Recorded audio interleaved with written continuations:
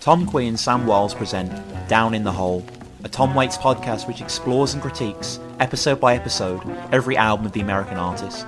To find out more information about the show and the man himself, visit TomWaitsPodcast.wordpress.com. Hello everyone, hello and welcome back to Down in the Hole. We are a Tom Waits podcast, as I'm sure you've known. We've reviewed, it must be coming up to 300 Tom Waits songs now, episode 20. We're, pretty deep into the mix. We have tangoed until we have been sore. We have we have called babies, little Heart of Saturday Night reference there, and danced with the Rose of Tralee. We've danced, we've hoisted rags, and here we are at the start of an incredible collection of songs. I absolutely love Orphans from top to bottom. I think it's a resounding success. I mean, you get these elder statesmen of rock, which Tom is. I know you wouldn't class Tom as like rock, really. I mean, obviously he's dabbled throughout his career, loves guitars, and he's had Keith on board and stuff like that, which we shudder and applaud at. Check previous episodes. But you get these figures, you get these Neil Youngs, these Bruce Springsteens, these Tom Waitses, these people that have a certain aura on the scene, these Bob Dylans. And what do you do when you get to Tom's age? You get to 60, you cash in, you release a box set, And I'm not saying Orphans is a cash in; it's definitely not. It definitely stands an antithesis to the genre. But I remember I bought my dad a Billy Bragg one of his early rarities, and there definitely is a Neil Young one, and I've seen a Bruce Springsteen one, and Kiss and Guns N' any band do them sort of thing. And Tom is here doing his own thing, really, with Orphans. Obviously, a lot of the songs are original as well. We're going to be reviewing, just to clarify the structure before we get into everything else, we're going to be reviewing, obviously, each disc per episode, so 3 episodes for, Bastards. Sorry. We'd have to, though, wouldn't we? Yeah. Imagine how long this would be. A 6-hour stint. I know, yeah, it would be ridiculous. And I'm sure not many people listen to it in one go. So we're going to do that. And then there are actually, most people are probably aware of this anyway, but there are actually 6 bonus songs that aren't on any of the 3, but came with the vinyl. The 8-disc vinyl, I believe it is, might be 8, might be 6 discs, something like that. It's ridiculously huge. It's so expensive online. But we're going to be reviewing those as well, and we'll review those, I think, on the end of Bastards. Just makes sense thematically. But of course, I am not going to be on my own here. I am with my good friend of mine, my incredible Tom Waits knowledge and experience. Sam, what's up, man? What's going on, dude? I just need to apologise. Basically, last week's recording may have been a bit dodgy. I've basically moved to my girlfriend's house, and she lives with a dog and a baby. Anyone who might actually get into my other podcast, which has been very stop and start at the moment, cross promotion, will hear dogs and babies probably in the background of every episode. It's like right now, Buzz Flederjohn, your life now. I am recording from my girlfriend's parents' spare room, which is the only quiet space in all of Coventry that I could find to record this. Right. So hopefully it should be all right. But wow, Brawlers! I've been looking forward to this for quite a while now. Okay. This is the guitar medicine for Alice, which had no guitar at all, and this is probably the most accessible of Orphans as well. So it's probably best that it does come first. But yeah, some rough rockers. So there's a definite vibe to the track. Although we'll get onto the fact that some of the songs don't really make sense, but we'll build onto that. Just a few bits of housekeeping, as it were. Of course, you can get in contact with us at TomWaitsPodcast. That's all one word on Twitter. I'm sure you probably follow. We've got quite a few followers now, and posting ridiculous amounts of Tom Waits based stuff. We also have a blog as well. That's TomWaitsPodcast.wordpress.com. You can go on there to see our most recent article about Tom Waits and God, and an article that's going to be on there probably in like 3 or 4 days, so definitely on there by the time you listen to this, is Tom Waits' celebrity fans, of which he has numerous ones, and I found a great list online via Desert Island Discs, the BBC show. So check that out anyway if you want to see it, but the blog coming out really, really soon. Also have a shop. I know, we have a shop. We've expanded. We've sold out like Tom with this collection. We have a Redbubble shop where we sell numerous bits of merchandise for the show. We actually sold a shirt recently, which was pretty crazy. Did we? Yeah. Wow. The receipt came through the email the other day. Yeah, Danny told me about it. and mostly stickers though. So yeah, thank you. Any sort of, we get a small slice of whatever's sold, and that goes towards the bandwidth and storage costs. And you can also subscribe to us on YouTube as well. I'm sure a lot of people listen to us on YouTube anyway, but if you're not, please go subscribe to us on there, Tom Waits Podcast. You can find us very easily on there. We also put bonus episodes on there, so those are additional episodes in which me and Sam discuss extracurricular Waits things that we wanted to get off our chest that maybe didn't fit within the sort of album narrative, as it were. Top 5 songs of various eras, VH1 storytellers. We're going to do a sort of movies roundup soon as well. So yeah, and ultimately the best way to get in contact with us, rather than any of those, is TomWaitsPodcast@gmail.com. And people continually get in contact with us from globally now, which is pretty crazy. We have 2 emails today to read out. The first one comes from America, the second one comes from South Korea, which is a real nice little mix. And the first one comes from Corey. Corey starts, "Hi guys, really enjoying what you're doing with the Tom Waits podcast. I've been catching up and have been listening through Mule Variations. The quotes and backgrounds on the songs have been a treat, though you guys are tougher critics than I. The Waits Brennan interview from Irish TV was fantastic. A pleasure to see Kathleen at long last. Thanks for the tip." And yeah, everyone should check that out. I think it's on YouTube now, so just search Tom, Kathleen, Irish interview. Anyway, Corey continues. "So, my Tom's tales." So you remember, Sam, we were asking people for how they got into Tom, and did they have any interesting stories. So Corey has a great one. He basically starts, "My introduction to Tom Waits came in 1996 in the passenger seat of a high school friend's beat-up Ford Probe. As my friend drove faster than advisable down a rural river road, he said, 'Get that CD off the floor, you'll like it. It's the guy who plays Human Bones.' CDs and garbage were all over the car floor. I dug out Rain Dogs. Singapore came on and I was instantly hooked. It's still one of my favourite tracks. That curve in the road where I first heard Tom Waits is prematurely marked in my memory. Whenever I'm back home and drive that stretch, I can't help but smile when I hit that spot. During college, I fell out of touch with that friend, but in 2002, we both coincidentally ended up moving to New York. We got an apartment and Alice and Blood Money were just out and on regular rotation.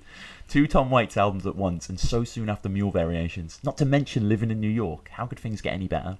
Being typical young New Yorkers, we were pretty much broke. Every spare cent was eaten up by rent. Despite being broke, we'd openly speculate about how much we'd be willing to spend to see Tom Waits in concert. I said $500, no question, which was a massive level of non-existent disposable income at the time. When Real Gone came out, Tom didn't have a single US show on the tour.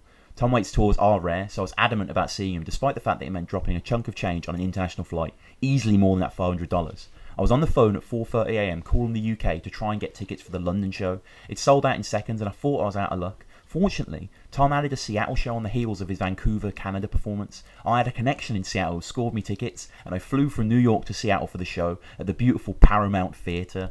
When the Orphans tour hit, I just left my job and had the summer off. The perfect opportunity to catch more Tom Waits shows. I went to the Atlanta show with friends and then bought tickets for the Akron, Ohio show. This guy, man, to be alive at this time. Going into debt for Tom. To be aware of Waits. Obviously, me and Sam were ignorant this time. He continues, "Since I was going to be in Ohio at the same time. 2 shows in one summer, fantastic. But then a show was added in Cleveland, Ohio, the same night as Akron show. I bought tickets for it as well. 2 Tom Waits shows in one night.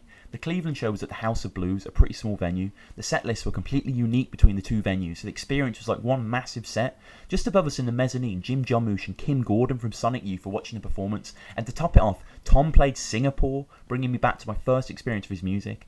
So I'm up to 4 Tom Waits shows, but my friend who introduced me to his music has yet to notch on 1, his loss." And he concludes with a quick Tom tale of a friend of his. "A former roommate of mine had a friend called Tyson who worked in a record store in Davis, California in the early 2000s. At closing shift, he'd flip the sign on the door to close, sweep up, balance the books and finish his shift. Often friends would come by to hang out while he closed up. So when he heard a knock on the door, he figured it was a friend. He opened the door. It was Tom Waits. You die. Tom asked, 'Are you closed?' Tyson, of course, said, No, come in. Tom browsed around, picked up a Little Richard box set, interesting, considered the Orphans, and a few other discs. He said he liked the music that Tyson had on, so he picked that up too. I wonder what that was. It all came to about $75 and change, but Tom only had $60 on him. Tyson said, 'Don't worry, man, I'll spot you and cover the difference.' Hardly able to believe the experience he was having, Tyson asked Tom if he wanted to get a drink. Tom replied, 'No, thanks, man. I've been off the sauce for a while. Things are a lot easier.'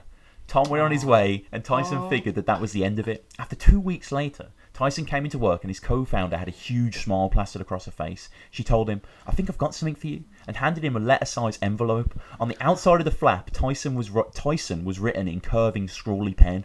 Tyson opened it. On the inside of the flap was written, 'Tyson, I think it was about $15. Thanks, Tom.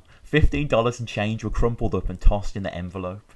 Tyson never spent a penny of it and had it and the envelope and the crumpled money up framed. All the best, Corey. Oh my God! What incredible stories! Thank you so much, Corey. That was a really well written email and really fun to read and really interesting as well. So thank you so much. I can't believe, can you let us know what Tom was, what he liked from that? I want to know more about that story. Could you get us a picture even of the envelope? That'd be so good. I'd love to just, you know what I mean? That is an unbelievable story, and that's a story that is in no other Tom Waits book, and yet it's so perfectly a real Tom Waits story. Yeah. It fits, and that's beautiful. This is why we make this show. Exactly. I love it. Exactly. And our second email is from Rob. Rob begins, "Hello, this is a shout out from Seoul, South Korea. I chatted with you a little on Twitter. He quotes his Twitter here. It's at RobO, so it's ROBOSEYO, Roboseo, which apparently is a pun on how Koreans say hello, and the name of his blog. His blog, by the way, is Roboseo, ROBOSEYO.blogspot.com. You find it there. And he says, he begins, "You asked for emails about Orphans, and I'm writing this while listening to your podcast about Real Gone. Real Gone is probably Tom's least successful album, but also the one album that is the most truly the album only Tom Waits could have ever made or ever wanted to. Real Gone is so idiosyncratic, yet also theatrical, and it's in its most concentrated Tom Waitsness that it refused to let us know when, if ever, Mr. Waits has actually let us peek behind all the masks and facades and let us see his true self. The only artist who's maintained his facades to such a degree for so long, in my opinion, is Bob Dylan, but his lyrics often strike me as intentionally obtuse, which annoys me, I agree, where Tom has a whole bunch of songs that come off bleedingly earnest if you don't notice the wink. My own thoughts on Orphans. I've been interested in how you've often referred to songs you didn't like on the albums as belonging to Orphans. I hope you treat it as something more than a red-headed stepchild as you go. I promise you, Rob, we will. Personally, I don't know if Orphans is the album I'm least fond of in Tom Waits' canon, but the albums I have, I admit his pre-Rain Dog stuff blurs together for me, and not all of it is on my hard drive. It's the one album that I listen to the least. I think the reason is that all the other albums, the contrasts are part of the album's life. A gritty song is followed by something a little precious. Something weird is followed by a perfectly crafted verse, chorus, bridge, solo song. An instrumental acts as a ballast for an odd or sentimental bit, or acts as a blast-off, sending the album careering into a surprising new place. His albums are like driving along a winding mountain highway. You never know what's around the next corner, and then it's over too soon. But by grouping all the brawlers, all the ballers, and all the bastards together, disc 1 is just too brawly, disc 2 is just too bally, and disc 3 is too bastardy. And we're denied the pleasure of the skillful tone shift that is part of the art of making a great album." This is wonderful analysis, by the way, Rob. It continues. "Instead of that curvy road where any corner might lead to a hairpin turn, a cliff face, or a gorgeous vista, I feel like we're driving through suburbs here, a little dulled by sameness. It's a feeling I do not get from any other Waits album. The different discs of Orphans are the only time I find myself losing interest in hearing a Tom Waits album through to the end, other perhaps than midway through the long slog of Sins of My Fathers." Rob, I agree with you there. He concludes by saying, "Thank you for this podcast. Listen to you discuss the songs give me new ears to reappreciate Tom Waits' catalogue, which has been a welcome respite from my other current musical obsession, grieving Prince by binge listening to all his classics," which is a good point, Rob. Rest in peace to Prince. And I emailed Rob back, so I thought his email was fantastic, and he got back to me as well. A little bit more Orphans analysis from Rob. He says, a few days later, he says, "The songs of Orphans are irrefutable in their quality, insofar as you can hit shuffle and pretty much always land on a good song, unless you get that Kong song, which never did it for me. That's good to hear in isolation. But it's the first time, perhaps in his career, that I'd say that any one of those discs is less than the sum of its parts, because it takes you on less of a journey. Normally, the order of songs, the contrast, makes each song stand out and makes it a journey. Having Rain Dog stops time from derailing the album into goopiness, and Midtown speeds things up enough that Ninth and Hennepin seems even more eerie. Especially for the songs bordering on the saccharine or sentimental, the ballers. Listen to the songs before and after Hold On or Time or A Little Rain. Framing them with the songs he does let them stand out and also stops them from taking over their respective albums. There's always something weird or menacing or angular around the corner from the sentimental, nostalgic or weeping in your beer sad songs, and both types of songs sound better for it. On Brawlers, there's not enough counterbalance in one direction, I think, and on Bastards, it's the opposite problem, and the cumulative effect is that each of the discs hits me too much of a good thing, like eating nachos until your taste buds are shot. The long and short of it, I think I'd have liked this triple if the songs had been arranged differently, perhaps around themes rather than tones.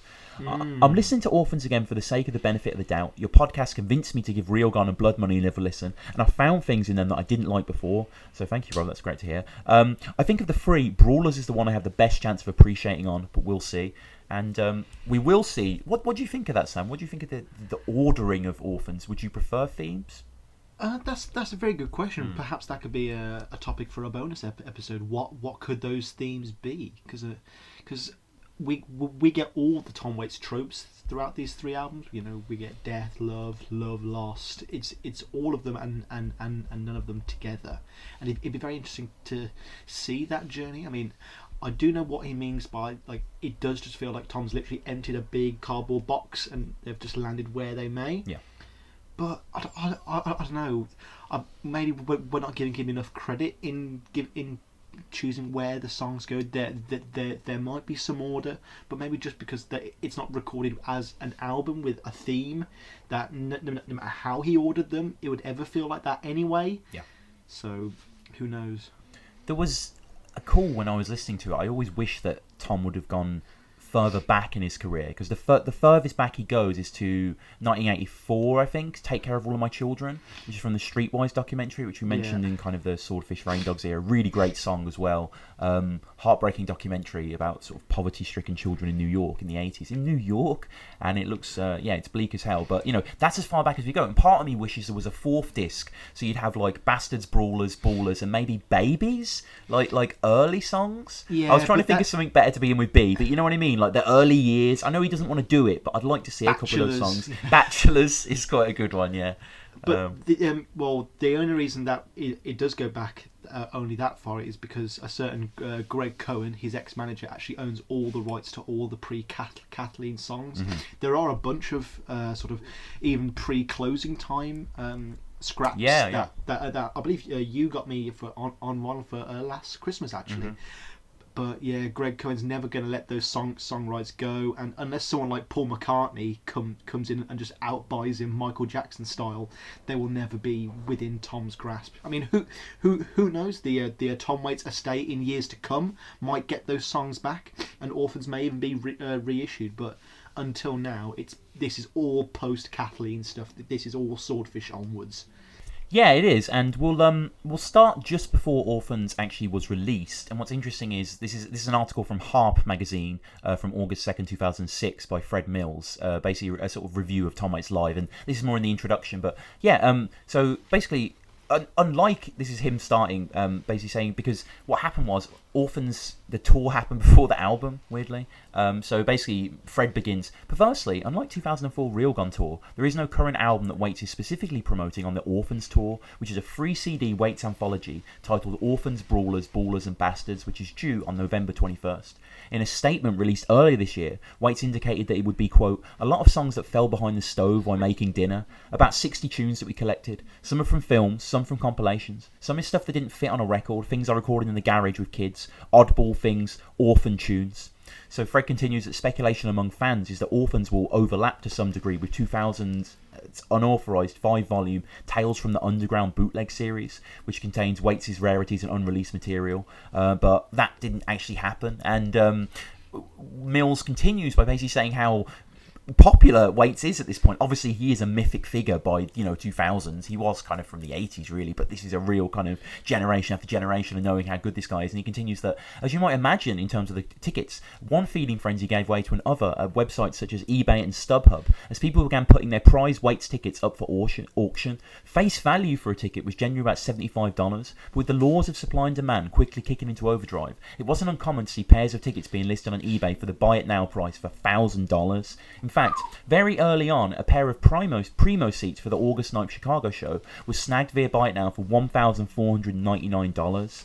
So this is a maddening level of demand here, and the magazine finally asks Tom's tour manager why they cut off alcohol sales as soon as Tom begins to perform. So the bar shuts down as soon as it goes. The magazine asks, is that Tom's request? And the tour manager says, yeah, it's our request. People can get as drunk as they want before the show. I've seen people in Europe pass out before the show starts. We do it because Tom's show is for the most part a theatrical presentation. The venue, the lighting, the sound, the staging, everything as far as we're concerned, theatre. To have the bars open and people walking in and out, hanging out at the bar, it's really distracting. Imagine you've always wanted to see Tom Waits play. He's never played there in Asheville, and you're transfixed by this performance, and some guy's bumping into you because he's decided to go out and get another Jack and Coke. How annoying is that? That's why we cut off the alcohol sales at the start of the show. It's not that kind of show. It's more like going to a play than going to a concert, is the way we see it. It's not a rock show. It's designed to be a great experience. People we're talking about for a long, long time. Tom is known for his live shows, and he takes them very, very seriously. Here we are, Sam, in Tom's later years, and he's bringing out some of his best work. It is some of his best work, actually, and it's great that he's been quite meta about it.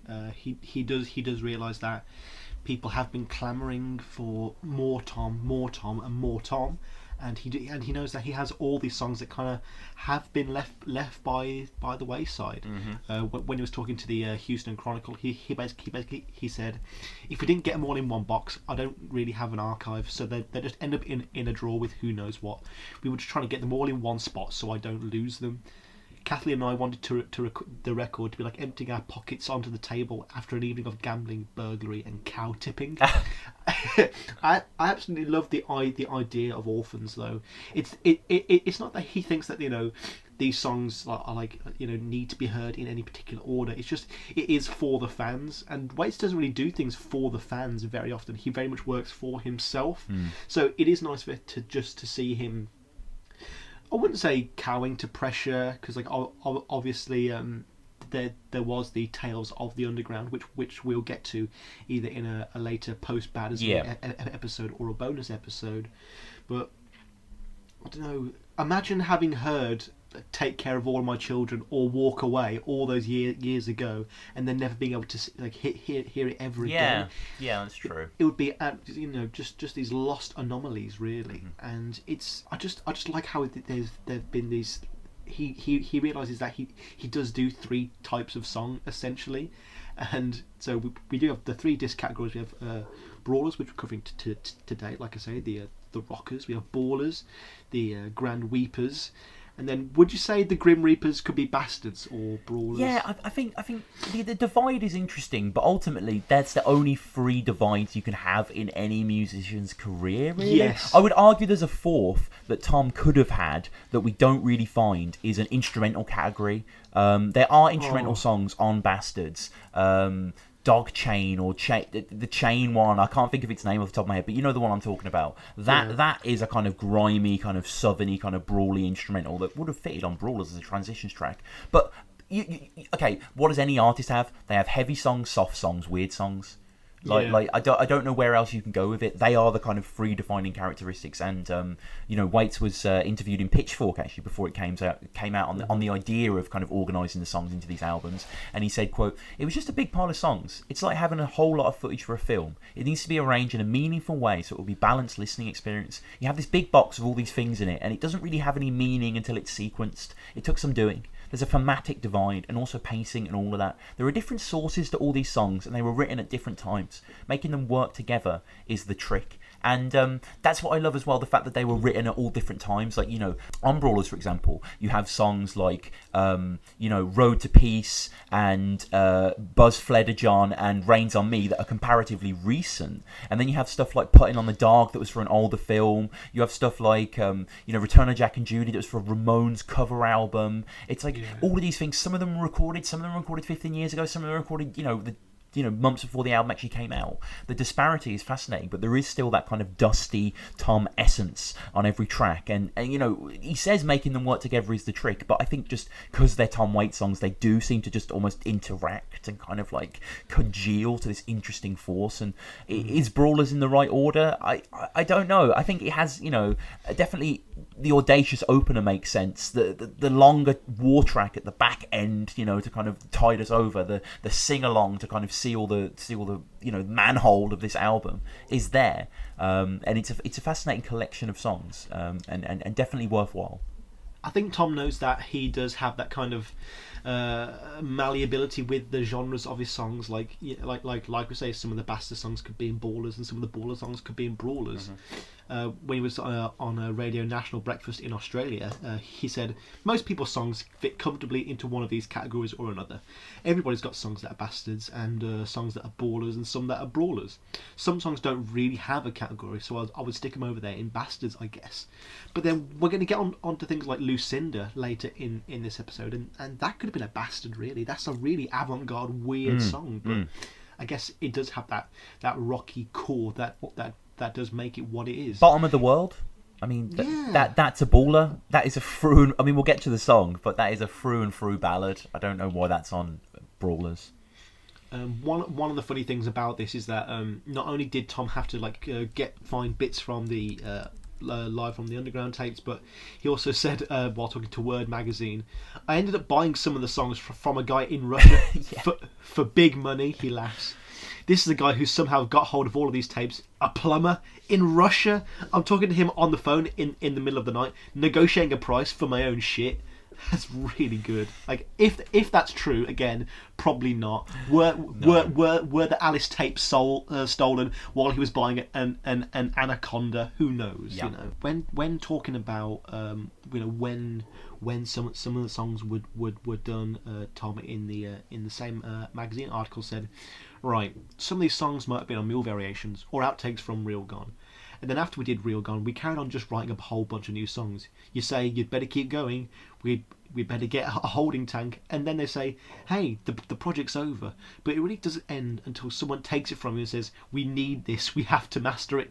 So a lot of these, we just kept writing. And then the cover versions are just affectionate tributes, the Kerouac, the Bukowski. Obviously, that's going to come on to Bastards. Yeah. But it is great that there is no almost rhyme or reason to why he's done any of these songs. And like I say, Tom does seem to work for himself, and on this album a lot we're going to come across songs that it's definitely just because Tom likes that kind of music, or Tom likes doing music this kind of way, and you kind of just have to accept it really, because he's just giving us 60 songs here.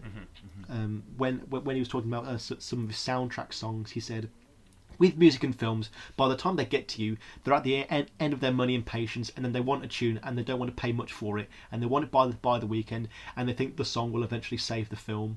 It's an awkward enterprise. Sometimes you hit it. Yeah. It's just kind of interesting, isn't it? Because say like a song like Putting on the Dog, which was on a fairly forgettable Barry Levinson 1999 film.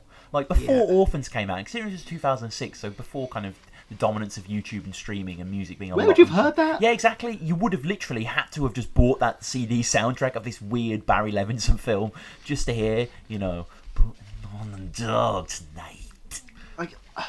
Like buying soundtrack albums for things that aren't Star Wars is just weird to me. It is. Like unless it's a John Williams score or a musical or maybe like a Tarantino compilation. Like are those kind of soundtracks? There are ones that are incidentally good. For instance, the Jesse Eisenberg film Adventureland. Has a fantastic 80s soundtrack, like The Replacements, In Excess, Big Star, Husker Du, all these great bands from that era. It's a fucking great mixtape essentially. But I know what you mean though. Yeah, why would you get like Green Zone soundtrack or something? You hate Green Zone. It's my go-to shitty movie. So just before we dive right in, I thought we'd get a bit of aside from Tom, like what does he think we're going to get out of Orphans? And again, in the Houston Chronicle, he said, you try and make a thoroughly balanced and meaningful listening experience for all these strangers out there, he says.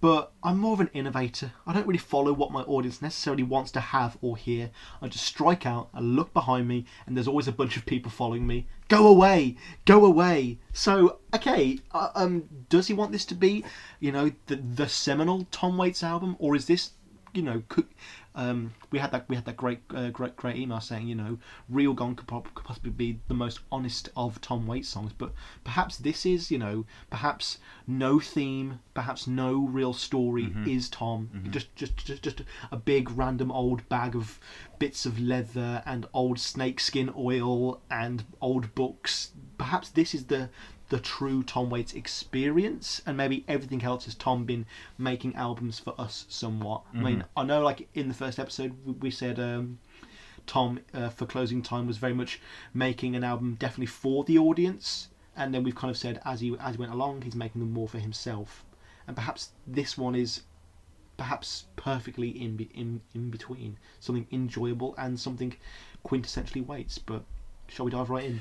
Let's dive into Lie to Me, which is an original. This was written in for the 2006 release. It's Tom's kind of first rockabilly song, isn't it? It's got that instant kind of that high frequency it's kind of, kicks you off sort of thing. But we are in Waits territory, because what is it that Waits thrives on? He thrives on lying. He thrives on, disbelief and mistruth. And, the fact that it's just offering, I have no use for the truth, lie to me, baby. And just like that sort of grinding rhythm, that kind of Elvis, just that movement that he's got throughout this song. It's not exactly the most complex song structurally, and it's a structure that we're going to encounter throughout Brawlers, especially songs like Walk Away, All the Time.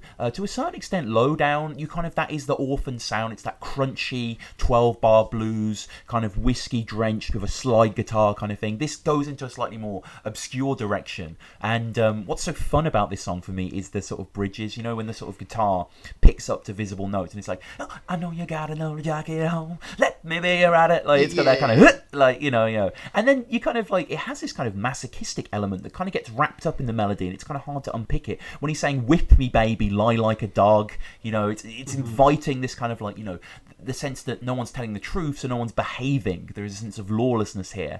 And Tom seems to revel in these rhythms, and we don't really hear... I mean, you could argue that this has a bit of Bad As Me in it, you know what I mean? Lie to me. Yeah. It kind of has that kind of off... the kind of jerky way that he sings. Lie to Me is it's a huge deal to open any Waits tracks, and I think Lie to Me is quick enough to get in, get out, and, it's a fun number. You are right. Just because we're coming to the end of this podcast official run doesn't mean I'm not going to keep going on about Tom Waits' opening tracks. And I do feel sorry for Lie to Me in some ways, because it has to carry the weight of not one but 3 Tom Waits albums. And honestly, I don't think any song could possibly live up to that. But I don't know. The song has always rubbed me the wrong way, and I'm not entirely sure why. Maybe it's just because it fails to arouse anything in me, like nothing particularly good nor bad or divisive. And for a Waits opening track, it doesn't really help that. Another thing that does annoy me is that out of all the Orphans songs that wound up getting a music video, it was this one. That is a weird choice, yeah. Like, could you imagine Road to Peace with a big budget, Tom singing on a tank or something? It'd be great. For me, the song feels like it's trying to be more light-hearted. Trying to be memorable more than maybe just a good song. Like it's a bit too catchy. It's just lie to me, and a bit of drum. I do like the later riff, like it's going meow, meow, meow. It's got a bit like a Deasley edge to it. And it feel, but again, like a lot of songs that I feel that are quite mediocre, Tom always brings in an element that is a little too late. The solo I do quite like, though, very good. That kind of serrated twang, and it's very at home in its rock and roll roots. The drums are probably the standout part for me on this song. It's very energetic, and it elevates the song beyond its kind of repetitive nature. And I'm not a fan of his voice in this song either, except for the bits where he goes all heavy with really don't care if you do, and then just jumps right back. Oh, you don't like that? You don't like that kind of just catch and release? Oh no, I like the heavy bit, but it's just when he goes back into the little peppy rhythm. It seems a bit silly to start off such a monumental monolith behemoth. I think that is this really. It's important that it's not comfortable. I think if Lowdown kicked off the album, you'd get a different feel. Whereas Lie to Me, he's putting you on your back heels a little bit. It's showing you that Tom is playing with genre throughout the entire release. He's going to be kind of compounding his own world that we know, the world of jailhouses and redemption and war and, the kind of dusty hobo route, but playing it into a new paradigm. And that is kind of what happens with the whole rockabilly track. But I appreciate we can talk about this track forever, but I'm never gonna love it. It's fun and it works, and it's not one to skip perhaps, and it's one that's grown on me as I've gone into Brawlers. But it's maybe not the most interesting song, whereas I think Lowdown is really one of my favourites from Brawlers. Lowdown, yeah. It's great to hear Tom chugging, fantastic. The lyrics to this song are absolutely terrific, and the Tom singing, it really feels like he's at the front of a big band at Woodstock or some festival or something. He really feels on stage and commanding. It's got this kind of 70s vibe. She's a big red flag in a mean bullpen. She'll steal it from you, sell it right back to you again.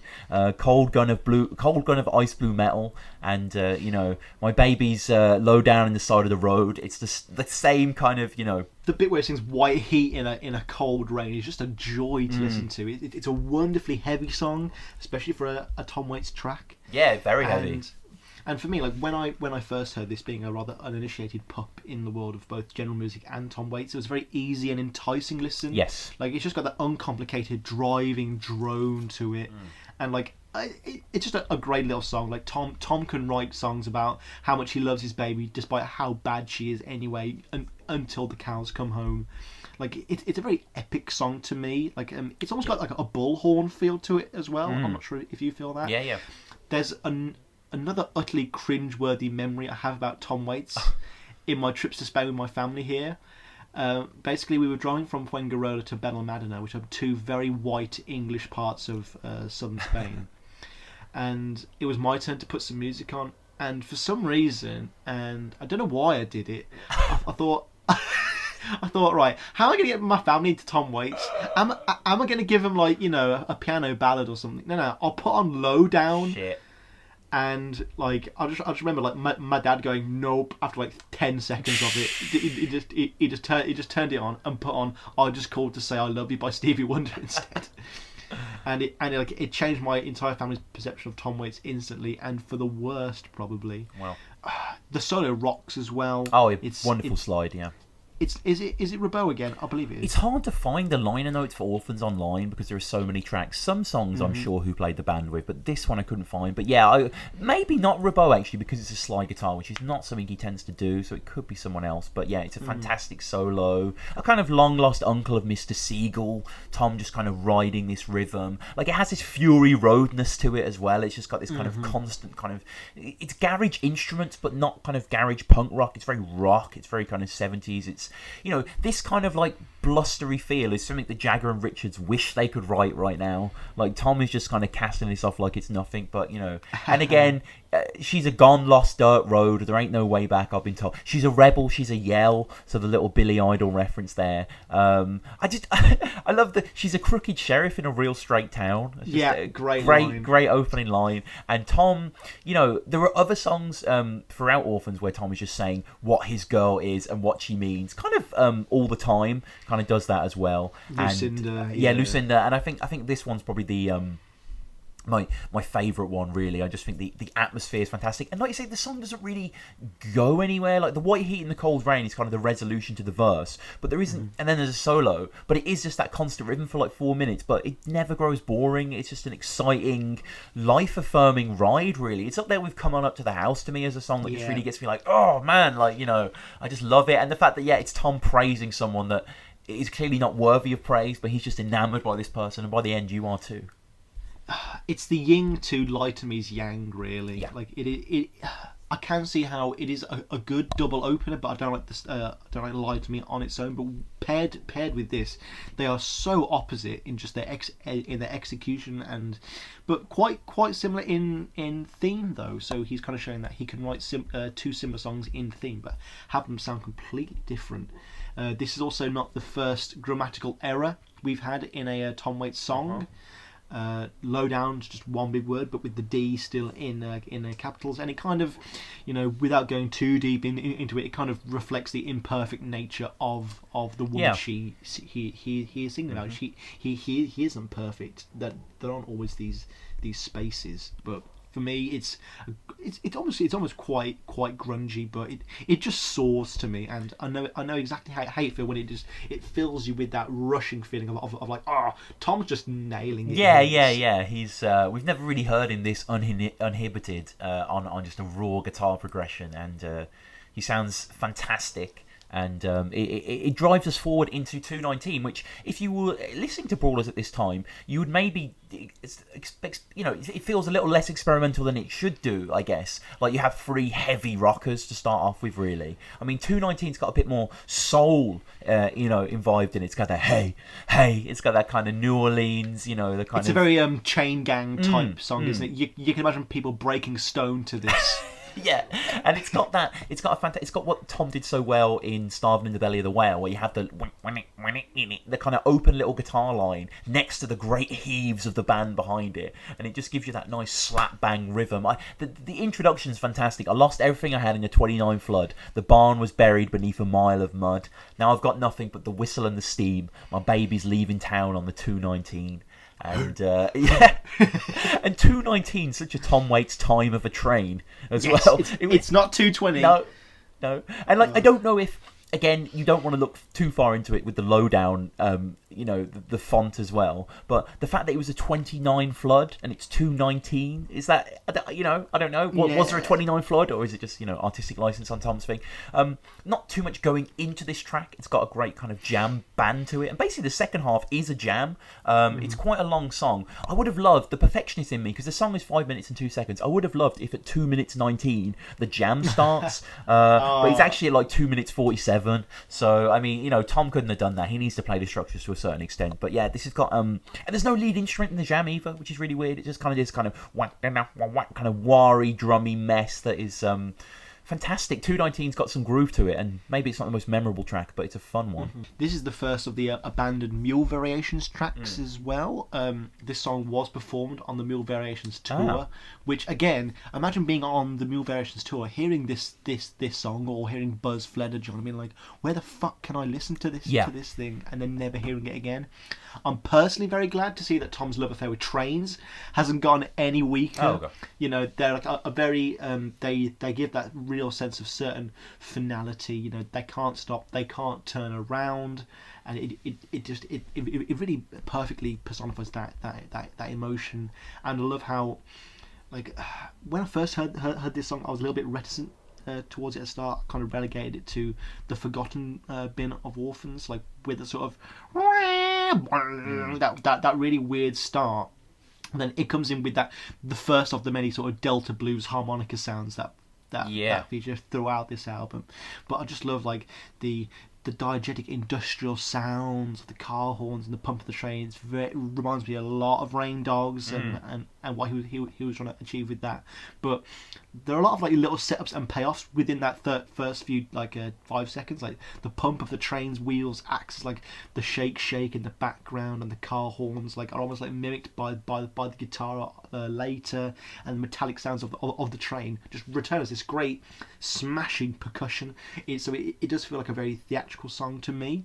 And then we do have that kind of almost precursor clang boom steam feel of, like, the girl leaving on a train with a whistle and a steam.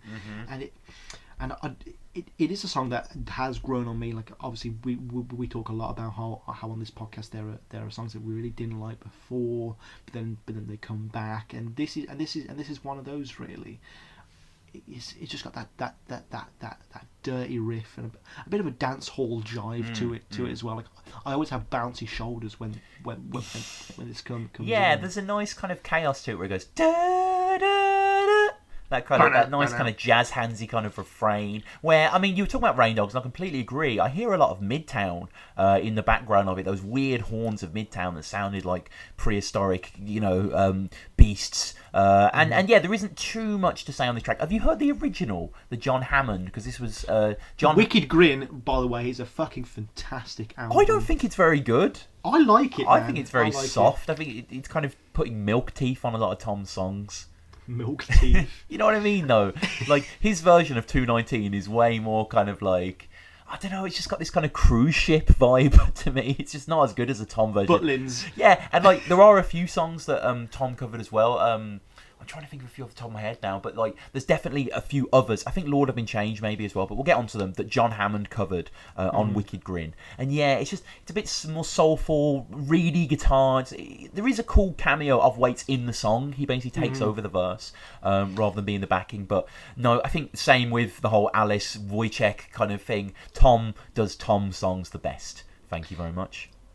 I must admit, though, that if we were doing a podcast about someone else and we were talking about an artist whose central hook was hey, hey, we're probably not giving it the same amount of praise, but like he just gives us that irresistibly gravelly gruffness, and I don't know. I feel like you can forgive Tom for any time he's being very simplistic, because you know that's purely a stylistic choice. It's never out of laziness or just the ease of writing a song. He knows that it's the best way to get it across. Now, just a little finisher. I've been getting a lot of trains with my new job lately, and no word of a lie, when I was writing the notes for this, no bullshit, the train I was getting to my job at that time was a 2:19. Wow. So I was like, okay, yeah, this song has placed itself in my memory forever now. A song that is also in my memory forever, just for being so ridiculously bombastic, is "Fish in the Jailhouse." Oh my god. We've got another orphaned mule here, which is very sad. And this is another fine example about, long maligned tracks that kind of come back and find new meaning. And this song just has this instantaneous pounding of drums that is just arresting. Like, it literally begins with harsh pounding on skins with this hypercharged level of intensity. It's so confident and over the top itself, like the character in the song. And Tom just channels that dark primal element that gives our reptile brain that indescribable euphoria. Like, this is a brilliant jailbreak song. Obviously, it conveys the mixture of tension and the excitement that a real jailbreak would entail. And I love that really badass police siren that runs throughout the whole song, and like it proves that we know that this guy who claims just to be able to get out of jail with a fishbone, he wasn't lying to us. and so many of Waits' characters do lie, but this one, yeah, he actually does get out of jail with nothing but a fishbone. What a great image as well. Like, I just love that. We was talking about this the other day, but just that section where he's listing all of those fish. Oh my god, beautiful. I love this song so much. Yeah, I think this song is so good. It kind of, and like it has that almost Big in Japan-esque brass that just comes up to it. That also kind of it also reminds me a bit of Big Time as well, just in the way that it just gives the song so much more volume and class to a song that by all rights might not even deserve it. And then you've got that quite little interesting little guitar riff at the end, and it's just fantastic. There's actually footage of this song on the Mule Variations tour when he was in Hague, actually. Oh, no way! And it's really good. Yeah, I need to watch that. It's a fantastic little performance. I'll send to the link later. Please. What do you think about Fish, Tom? Fish in the Jailhouse is one of my biggest favourites of the whole Orphans. I think this song is fucking phenomenal on so many levels. Where to start? I mean, obviously, yeah, you start with the drums, and then you have just Tom screaming over these drums, telling us about Peoria Johnson, who is a great name for a protagonist. Basically saying that, yeah, he can break out of any jail. All he needs is an old fishbone sort of thing. I love the chorus where there's just that tiny little bit of flicky guitar as Tom's singing. Like, when you first hear this song, it doesn't feel very catchy at all, but I can't find myself not screaming. And I love the old affectation to the song. It's jailhouse, not prison. The old panopticon siren, as you say, as this guy's breaking out of the thing. The bars are iron and walls are stone. I know that's modern prisons as well, but for some reason this whole feels back to me. But I just love the arrangement of the 4 different stanzas, because like you say, this guy is finally a character in Tom Waits' mythology that does what he says. So we have the first verse, which is him just telling someone, I can break out of this jail. The second verse, which, yeah, I want to get onto the second verse, which is one of my favourite verses in Waits, when he drops into all the different fishes, and then you have the rhythm dropping with him and the horns. It's overwhelming, really. In the third verse, it's him telling you his alibis. And he's telling you all these people that he's broken out of prison before. We hear of Little Son Jackson, Whitfield Faraday from Yazoo City, Kenosha from New Dime to New York, and then in the final, which is some of my favourite ever closing Tom Waits lyrics, where he says, he's basically saying the person he's going to reach is called Scully and Charles. I won't be late. You can bet your freedom I'm going to clean my plate. So this guy has no problem, and this guy seems to just kind of like, he's excited about them serving fish because he knows that this is his escape. But yeah, Tom is someone who collects place names, as we see in the third verse, Yazoo City, etc. But yeah, it is the second verse where he's talking about Kobina, Opaleye, Hammerhead Shark, Steelhead Salmon, or a Mudbank Carp. I mean, I don't know what they're getting served in this prison. They're getting a huge selection of aquatica here. It's aquatic. It's impressive. Stuff that he calls the chicken of the sea. But yeah, the whole imagery of this song, I just think it's a really kind of it's just a really odd story, isn't it? Really, Tom has kind of taken the traditional jailbreak tropes. I mean, what up, Thin Lizzy? Merle Haggard, but I just love it. The breakbeat of the drums, Tom harking this huge story over the top, the kind of off quarter, and on the third chorus, the riff becomes totally different. It kind of, and there's the percussion and the bongos and a double beat, and then obviously we have the guitar solo at the end as well, which is great. But I just love the old timiness as well, and the way Hammerhead Shark, just the way he says that. It's great to hear Tom say Hammerhead Shark. It's very it's something that I want to hear. And then, when you hear his voice in the background, almost like the governor of the prison calling out or some shit. I always think of Shawshank, when I think of this prison, I don't think of a Green Mile. Yeah. Just one of those sort of old-timey American prisons that look like an Edward Hopper painting or something. And I don't know about you, I always find myself second-guessing the drum beats when they lead into the chorus. I kind of know, how many beats to the beat, but sometimes I think it's one early, one late, and then you get into that chorus, which just... I mean, Tom is glistening like a fish on that chorus, right? It's just kind of riding around the chorus, which isn't easy to do. The song has such a flair to it. It's terrific. Fish in the Jailhouse again, and then I remember first seeing this on the back of the Orphans CD or whatever, and thinking it would be about fish in a jet, you know what I mean, literally. And then when you kind of learn what the actual song is about, it just makes it even better. It really is like fish brain food. David Frick or Frike, I'm not sure, he was talking to Rolling Stone magazine, who was doing a bit of insight on this song. He said, "Fish in the Jailhouse, written but not included on Mule Variations, came from a dream Brennan had one night. She was in prison and an inmate was singing about how he could open any door with a fishbone. It kind of became a tune with a big backbeat," Waits explains, then belts out a verse in his gale force howl. Peoria Johnson told Doug Lojo, "I can break out of any old jail, Yeah. The bars are iron, the walls are stone. All I need is an old fishbone. Serving fish in the jailhouse tonight." I love the idea that Brennan just dreamt of a classic Tom Waits song. We hear these stories of yesterday was written in a dream as scrambled eggs, but this is just a bit more visceral and just it's so Waitsian. And just to close up as well, this was Tom mentions Natchez as a city. Do you remember when Natchez was mentioned recently? No. It's mentioned in Pony. I walked from Natchez to Huskapina. I built a fire by the side of the road. Yeah, Tom's always bringing those places back, and a sense of home is always in Tom, but a sense of movement, a sense of the nomad is always in Tom, and this is encapsulated by a song that shouldn't really be on this disc. It's still a great song, "Bottom of the World," Sam. In an instant, I could tell from this song that I would love it or not. Yeah. And I just knew I'd love it. The riff appeals so effortlessly to my tin ear, you know what I mean? It has that great sense of travelling across the wide expanse of America feel to it.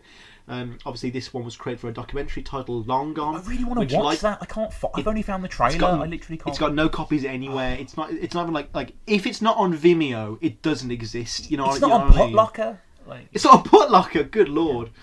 Not that we endorse such things, but this is a welcome shift down in tone for this album, which up until now has been quite heavy up until this point.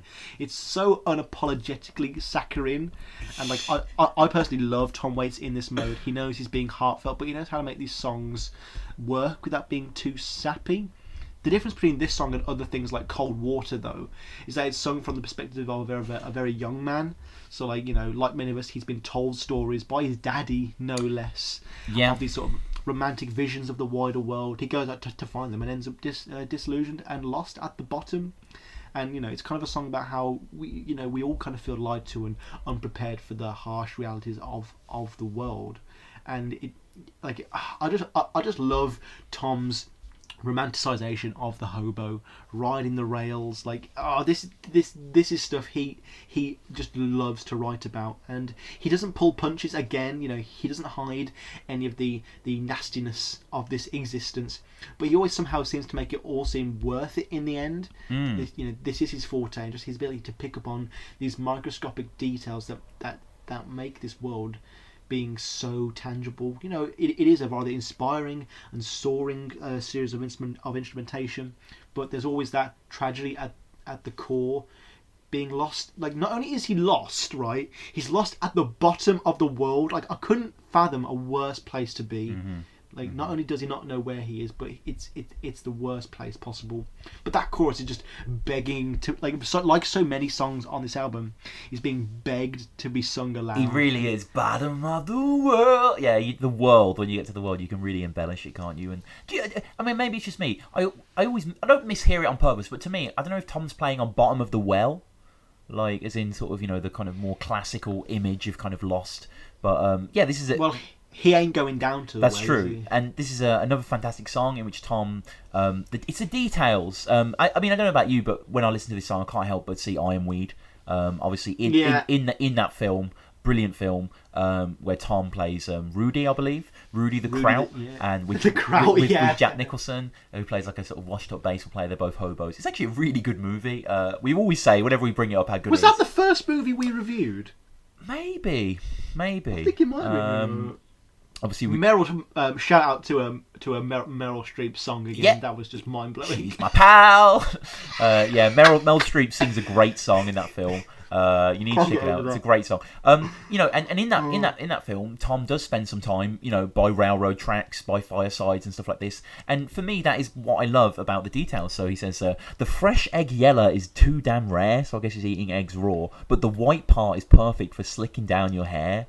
Which is just kind of tragic, isn't it? They're just wearing egg yolk in their hair to style themselves out. And then he talks about his dining options later. Well, I dined last night with Scarface Ron on Talipa fish cakes and fried black swan, razorweed onion and peacock squirrel, and I dreamed all night about a beautiful girl. So like you say, not only does he have, a girl, but this guy did leave very, very early. He left Missouri. I love the way he sings that as well. Missouri. But yeah, I mean, I do really like this track, but I'm not going to lie and say that the best friend you'll have is a railroad track. That kind of sticks in my throat a little, that line. I just think it's a little... It's almost a Tom Waits parody line. It's very akin to that of Lucky Day from Black Rider, because back then all you needed then was a campfire and a can of beans. Yeah. Now your best friend is a campfire and a railroad track. So obviously there is this kind of sense of like Tom does feel that like fathers seem to romanticize America perhaps a little bit too much. But for me, it's just one of those songs that I love to love. It's long, isn't it? But it's good, and even the refrain at the start, when that comes back, that riff, it just feels quite nourishing, doesn't it? There's a journey. Yeah, I think we talked about this girl now, so I probably won't read the quote. But he talks about Birdie Joe Hoax, who was that girl who like rode around on buses around America for free. Like she like forged some documents or something. And they eventually caught her, and she travelled like across the whole breadth of the United States, which is a size that is almost unfathomable to me. Yeah, and she'd done that several times. England, like even like top to toe, could fit into the width of America hundreds of times. So yeah, it's just a very emotional song that it just hits you in the heart. And now another song that's going to hit you in a whole different way is Lucinda.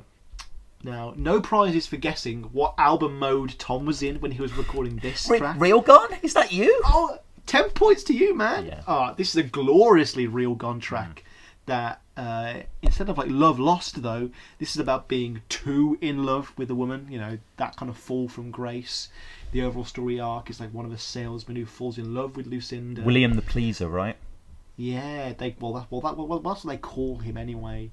And this is one of Tom's best female devils to date. One of these femme fatales, and I love the way she's like literally casts spell on men. And like from what I can work out, this guy is kind of taking the rap as a stooge for Lucinda, murdering a man in cold blood. He says he's telling his towards the strangers as he's waiting to be hung, which is very much like that scene in True Grit when like men would who while stood on the plinth would tell cautionary tales to the crowd that had gathered around how not to live similar lives. And it's still quite darkly funny. However, the only way he can escape her is by killing two birds with one stone. But he's also getting her off in the same way, and it reminds me somewhat of I can't help but be reminded of Tom Waits' performance in the film Seven Psychopaths, where he also is a man playing a man who's helplessly in love with a serial killer again. So perhaps he's I mean, that would have come after though, wouldn't it? Surely. Perhaps life was imitating art, yes. Or he used this song to help influence that. But even when the guy's about to die, he's still searching the crowd for her face. He's still helplessly in love with her, and it's really the devil twin sister of Dead and Lovely, which ironically was one of the few songs on Real Gone that didn't use any beatboxing at all. I love this one. I love Lucinda. Yeah, I like Lucinda a lot. I mean, part of my reservations are just the kind of heavy story nature, the kind of murder in the Red Barn, Black Wings kind of thing, the building out the character. But it's done well, and it's nice. I mean, obviously this is a Real Gun influenced track, but Real Gun was both about the sound and the influence that sound had subsequently on structure. Look at songs like Shake It, for example, or Top of the Hill. They really messed about with what a Tom Waits song could even be. Whereas this is a very normal song. I mean, the only thing that makes this not normal is the fact that there aren't guitar strums, there's beatboxing. But if you replace those with the actual strums and tones, this would feel quite normal, wouldn't it? It would feel like a nice campfire song. And for me, there's a certain ploddiness to the melody that I don't disregard, but I love when kind of the song rises back up on its heels and it's like, the devil dances inside empty pockets, which is a fantastic old German proverb. And yet that heave of harmonica, which is used so sparingly but so well. It's interesting because Lucinda's a splitting point for a lot of critics, including the patron saint of this podcast, Mr. Sir Barney Hoskins. And Barney was talking in his fantastic book, Low Side of the Road, A Life of Tom Waits. And he was talking about Orphans, and he was saying, for every great track, there are at least 4 that seemed undeserving of retrospective discovery. As for the songs recorded in the aftermath of Real Gone, Lucinda, All the Time, Bone Chain, Spidey's Wild Ride, these confirm what much of Real Gone itself had imitated, which was that Waits was stuck in a kind of self-parodying primitivism. I mean, I don't believe that. You don't feel that? All. No, but Barney, man, I don't know how you don't love all this stuff. Like, for me, the beatboxing in this song is an example of how, with albums like Bad of Me, he really should have stuck with the art form. It's definitely more reserved and used a bit more sparingly. It doesn't interrupt or overwhelm the song with the same force that it did in Real Gone. And to me, it generally meshes with the whole song in a much less jarring way. It's still experimental in terms of Brawlers, but it still fits really, really comfortably to me. Like, you do have more music in it. We've got the Delta Blues harmonica. We've got that subtle background slide guitar that adds that uncertain unease and murkiness to the whole atmosphere. And I don't know. I feel like it's a maturity of a very immature album that was Real Gone, and I would have liked to have seen what Tom could have done with more beatboxing, really. But another thing that stands out about this song is we have that great opening Tom Waits line that so many of his classic songs do have. Well, they call me William the Pleaser. I sold opium, fireworks, and lead. Again, brevity. We know everything we need to know about this guy, and we know he wasn't that good to start off with. He, like many of us, he has that potential to fall, and Lucinda was just that little push. But he still describes Lucinda as this kind of demented Snow White. Her hair was black as a bucket of tar, and skin as white as a cuttlefish bone. Just images that are so, they just bore into your mind, and you can just picture her so perfectly. This woman's pure evil, but you can see her appeal. Yeah, and the fact that the protagonist has experienced so much but still is doubting his salvation because he's dealt with Lucinda. I've spoken to God on the mountain, and I've swam in the Irish Sea. I ate fire and drank from the Ganges, and I'll beg that there's mercy for me. I've spoken to God on the mountain. I love that. Yeah, he's tried to purge his soul of this evil, but it's not done any good. when talking to the Plain Dealer, which is a Cleveland magazine, he basically said, songs are either slower than your heartbeat, the same rate as your heartbeat, or faster. I don't know where these rhythms come from. Lucinda was a mouth rhythm, you know. My son is an expert at that, making it sound like a corporation, which is just a great little quote that I love. But this is probably definitely my favourite of the beatbox tracks on all of Orphans. I mean, I know like when we first got into Tom Waits, and it was probably the first time I went to your family home. Oh, right. Like with gleeful joy one morning after a rather heavy night, you just put on Spidey's Wild Ride. Yeah. And I was like, what the fuck is this thing? This is crazy. This is not, because like obviously, you know, at this point I'm a very Tom Trowell's blues kind of guy. Right. Like, what has he turned into? Like, again, one of the great things about this album, you know, the fact that some of them are from the 80s, some of them are from the mid 2000s. You can just see this journey in plain view, and it's still just as mind boggling. It really is. It is, and we move on to another song that feels, you know, straight out of the 1800s, a Leadbelly cover. This is an old Leadbelly song from 1935, Ain't Going Down to the Well. And as we've gone through Orphans, and as we continue to go through, I've tried to listen to the originals, you know, to see where Tom was kind of coming from and stuff like this. And I know you've listened to this one as well, Sam. It's a great original, isn't it, by Leadbelly? He's got an incredible voice, this guy. Yeah, the original is a lot more somber and saddening. It's pretty a cappella, isn't it? Yeah. It's got none of the grit of this Waits version, and no instrumentation. Yeah, it is like you say, it is just a cappella. And you literally told me this 2 days ago. I didn't know this, but obviously Leadbelly died the day after Tom Waits. Yes, he did. Yeah, and Tom sees it. Literally has mentioned in interviews that he sees it as kind of a passing on, a spiritual thing. Not reincarnation, but, you know, something along those lines. But I like this one. I mean, it's kind of in of itself. It's kind of just a thing that kind of like behaves. There's no real chorus. I mean, there is a kind of "I'm a true believer," which isn't really in the original. There isn't something to hang on. It's just kind of like an experience with Leadbelly. Tom's going to put it into more of a song. But he was actually being interviewed in 2001, and he said, quote, ain't going to the well. Originally, it probably was about a well. Someone went to the well and someone got sick. He said, I ain't going down to the well no more. Something you did, you know. You no longer want to do it anymore. I went down to town, lost all my money, and I'm not going down to the well no more. I heard Leadbelly sing it. On the record, of course, he says. And yeah, it's, you know, slightly repetitive, slightly rootsy. I mean, almost kind of harking back to Innocent When You Dream. It just sounds like it's recorded ages ago, doesn't it? It does have that kind of older nature to it. Originally recorded for a documentary about protest songs, interestingly enough. So this was another one that was hanging around and about. But I mean, this is probably going to be no one's go-to song, Sam. But it's not. You know, I think it works. It definitely works well for the next song. I think they work well as a couplet, but on its own, it's maybe less satisfying.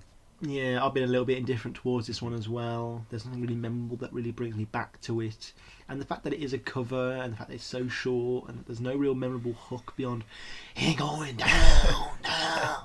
So it makes it seem a little bit inconsequential, even joyless, maybe. Wow. And like, yeah, Tom, I'm glad that you wanted to tribute this seminal artist in your own way, and I get that, but it doesn't mean it's going to be, you know, the track for everyone. And we've got even more restrained beatboxing now. It's almost like a breathy form of from like Bad Media, rather than sort of growling. Yeah, it's got a heave to it.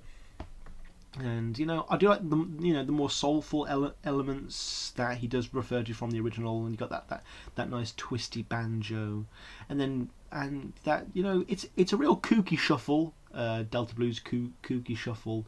But besides that, it does just feel like, oh, okay, that was Tom just messing around, really. Like, have you heard the George Harrison album All Things Must Pass, where like the whole of side 3 is just this whole massive jam? Yeah, Apple Scraps, is it, or something like that? Yeah, so it kind of feels like something from that. Like, scraps is a great word for this song. Actually, it does feel like, you know, I would have preferred, you know, something from like the Alice demo tapes rather than this. You know what I mean? I think sometimes it's hard to kind of like, he's just putting songs on there that happen to be around. It's, you know what I mean? It's kind of hard to sort of critique. And I think I could see a lot of people liking this song. It's, you know, it's a nice kind of palate cleanser. But I think the next song that we get into, which is a traditional song that Tom has rearranged. I don't know if anyone's actually seen the footage of Tom playing in that documentary, that Irish documentary where he plays this song on guitar.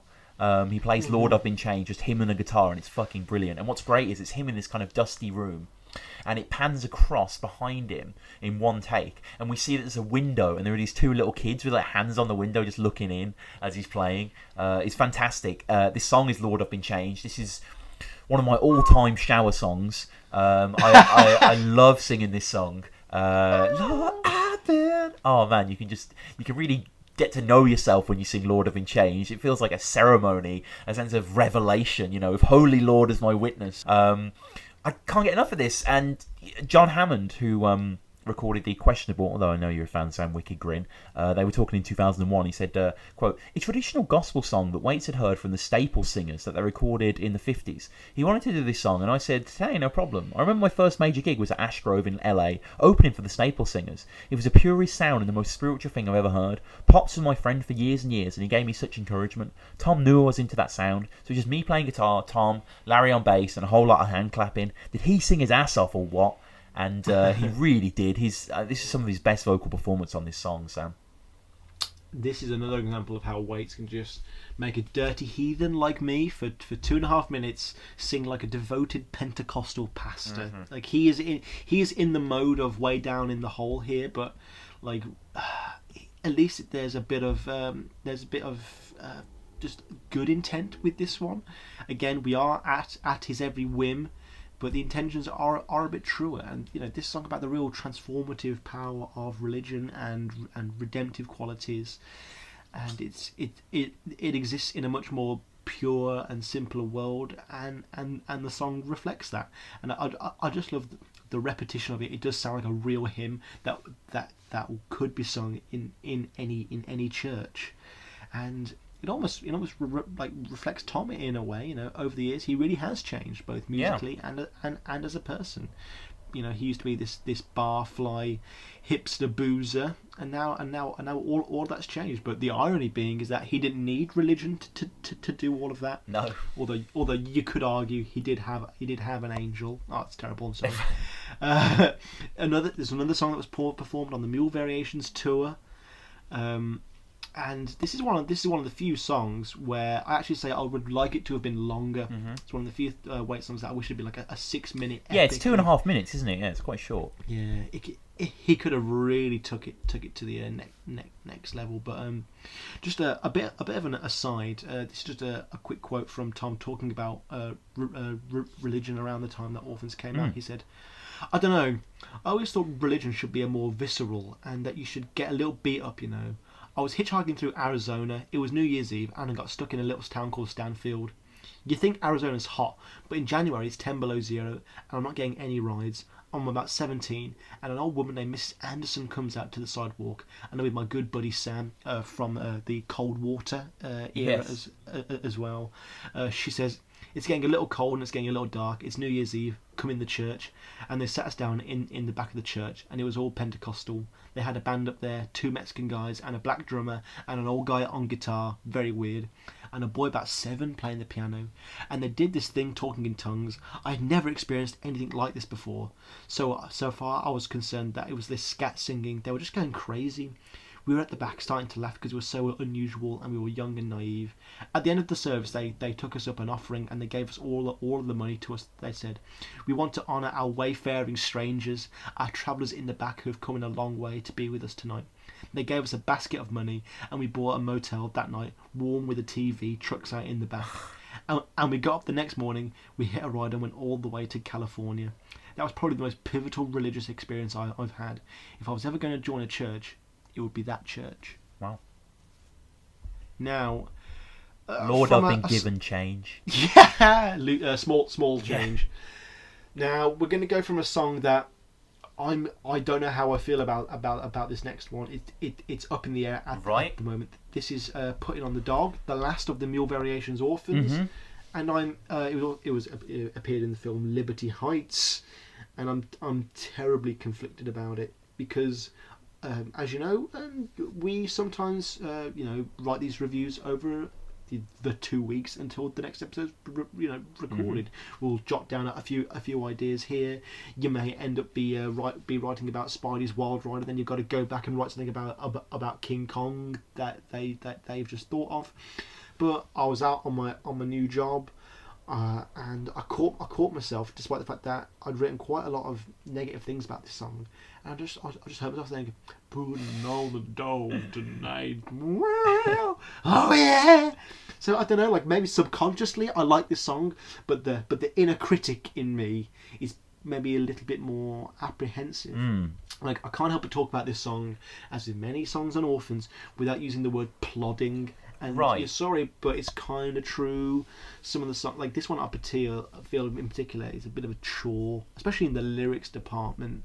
Like lyrically, I can see why this was orphaned. Like, yeah, Tom, we're putting on the dog, but what else? It's funny you mentioned that, because the chorus on paper is bad. I agree. So this is the verse. This is the end of the second verse. We're putting on the dog tonight. We're putting on the dog tonight. Chorus begins. We'll be putting on the dog. Putting on the dog tonight. We'll be putting on the dog. No, there's more. We're putting on the dog tonight. We'll be putting on the dog tonight. Putting on the dog. Putting on the dog. So there is a lot. It sounds like you're doing golf on a corgi, but what it is it's an old saying. This is from the Tom Waits library. To put on the dog is first recorded in 1871 in a book by L.H. Bagg called 4 Years at Yale, Dog Style Splurge. To put on the dog is to make a flashy display or to cut a swell, and is certainly a US expression.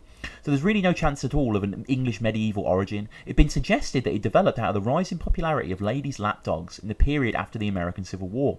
Such animals were presumably pampered and ribboned, and this might have suggested that to put on the dog was to show off. This has the ring of a story that was made up after the event, but it's the only explanation I've come across. And that was by Michael Quinion of Worldwide Webs. Worldwide Words, sorry, that's quite hard to say. I mean, putting on the dog to me feels like, baby, you can drive my car. It feels like a sex euphemism, doesn't it? Putting on the dog.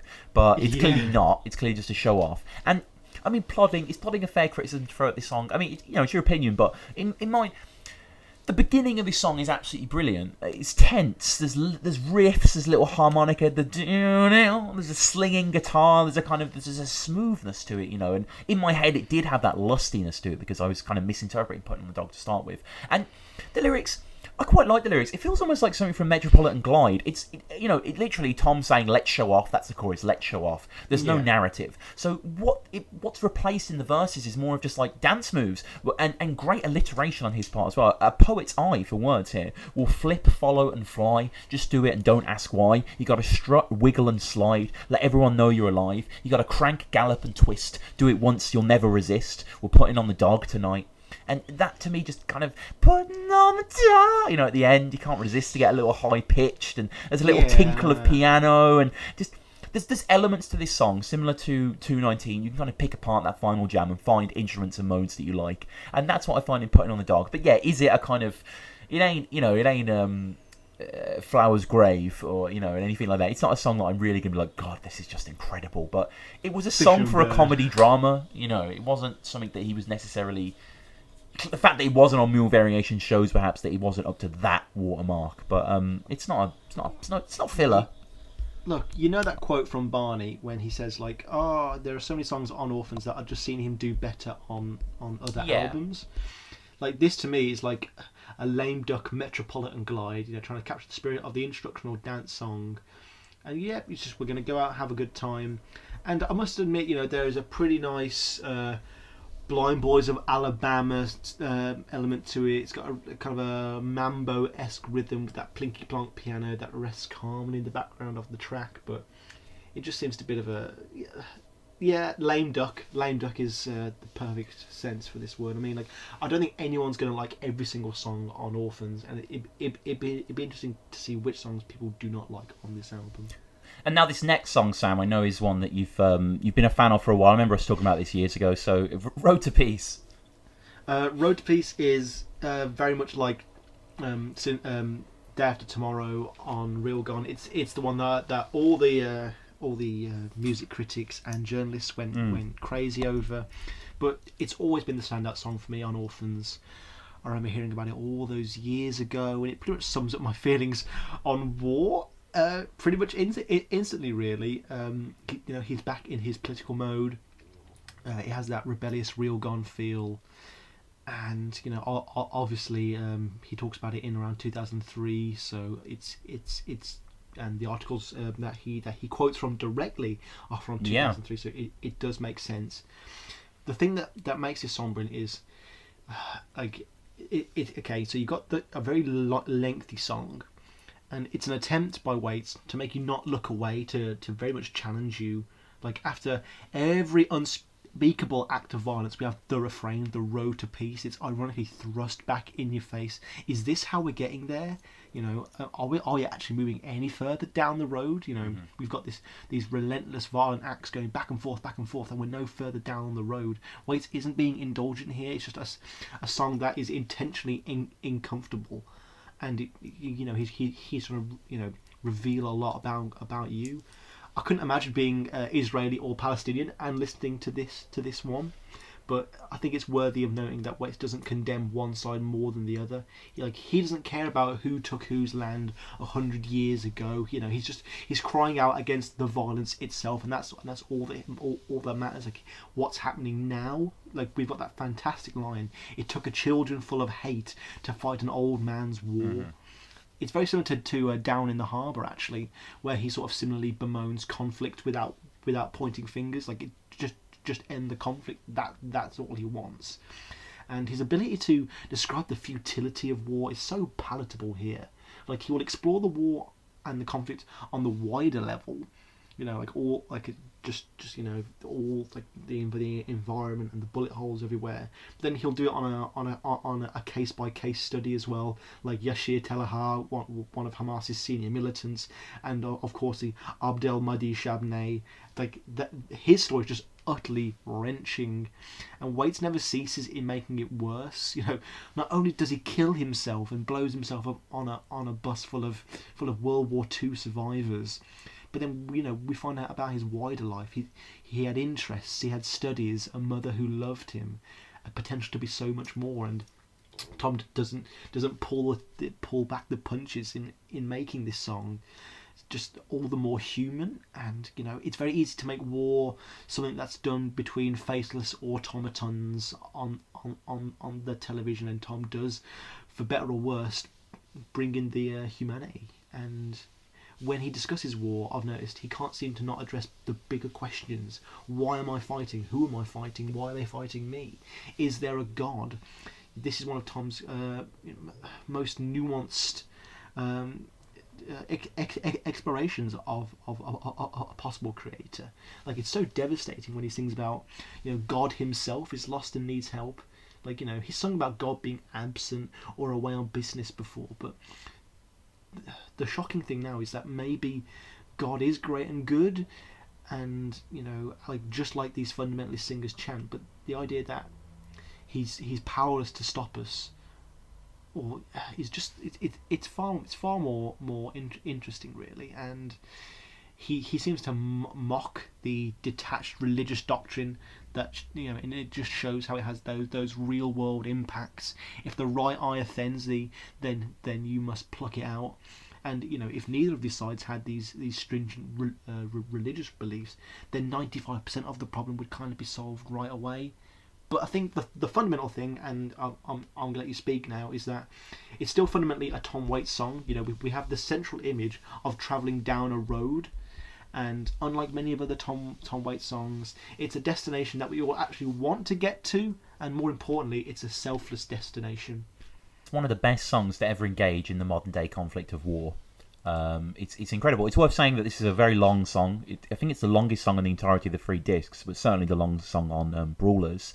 Comes in at, let me just see, I think it's 7 minutes and 17 seconds.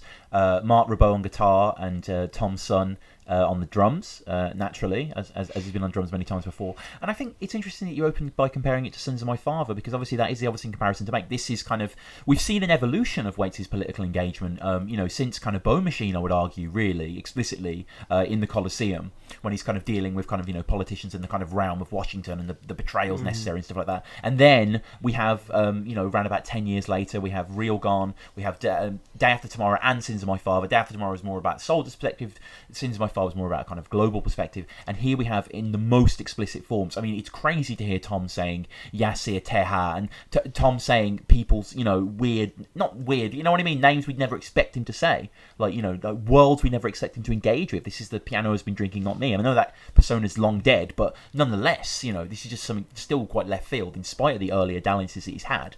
And for me, the lyrics are really interesting because they often read like a news report. They don't read like lyrics, they read like journalism. So this is from later verse. This is the direct verse.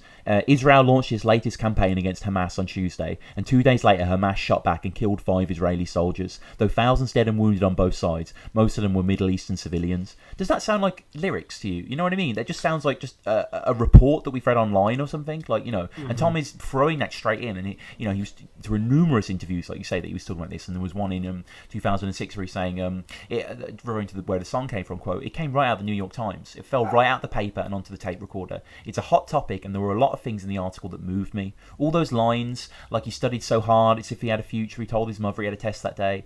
Those were things I couldn't throw in the fireplace. So I thought maybe we can patch this into something without sounding too stiff. But then again, that's probably the strength of it, that he reads like a news article. And, there we have that with Tom. And obviously you mentioning God and what can God think. But, the road as well is a constant Tom Waits symbol, and it's very clever how it's used here. We have both the literal road, as in the road that's exploded on, and then the metaphorical journey between disarmament and peace. And it's crazy to think of the links between these worlds. Kind of like, the Liberty Heights, the Barry Levinson film, with all the interlinked worlds. It's kind of like we have that, but, in Road to Peace we have kind of like, the God himself, the president, the bomber, the mother. It's just this constant assault from all directions, and it's fantastically done. And the reason it works so well is because it's so simple as a song, but it's not like Sins of My Father that's returning to quite a boring plodding chorus. It has that kind of cutting Mark Ribot guitar that kind of sears through the very simple chords. I think it's like 2 chords, like A7, E7 or something like that, just like duh, duh, duh, duh, duh, duh, duh. That's all it kind of is.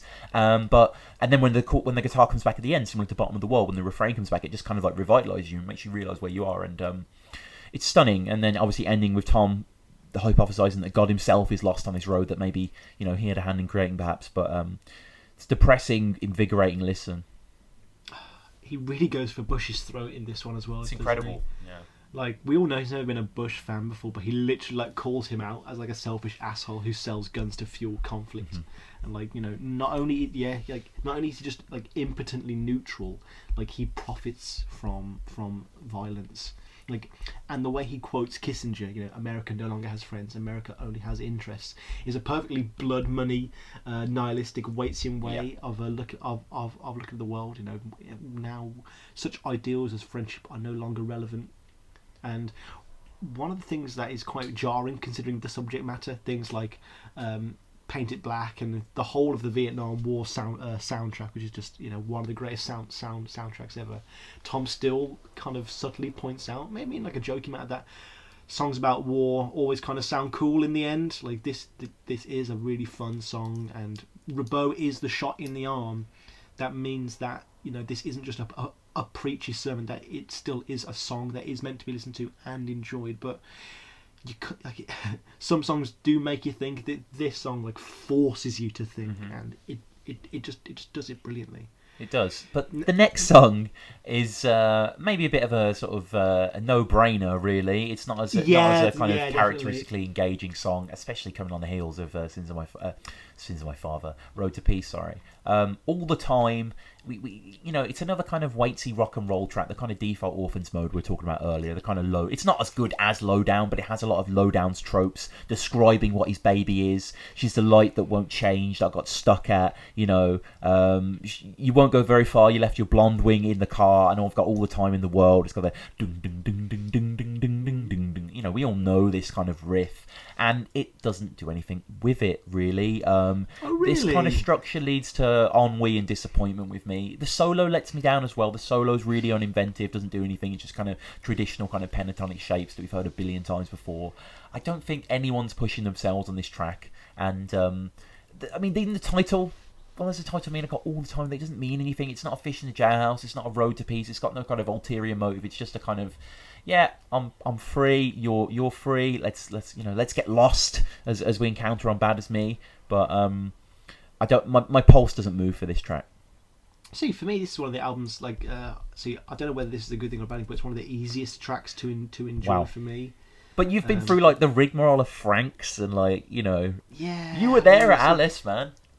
It's just thick and muddy and filthy, and it doesn't try to be anything that is it's not trying to be Shakespeare. It's it ain't all dust time, which is the classic sort of Transformers Michael Bay excuse. But Tom's just trying to get our feet tapping here, and he cuts the chaff, the bells, and the whistles, and he just produces a really good hard rocker. It is just an uncomplicated 12 bar blues songs, but there are quite a few layers to this track. Again, a good pair of earphones is adamant for any Tom Waits listener. And I find myself, I'm always humming this one. We've got that rough, throaty vocal percussion to it as well. He's another quite tribalistic song, and whether it's Casey or Brain on this, they absolutely smack the shit out of the kit on this one. They really go for it, and like the voice for me, again, kind of like Fish in the Jailhouse. It almost sounds like it's coming through a prison speakerphone. But yeah.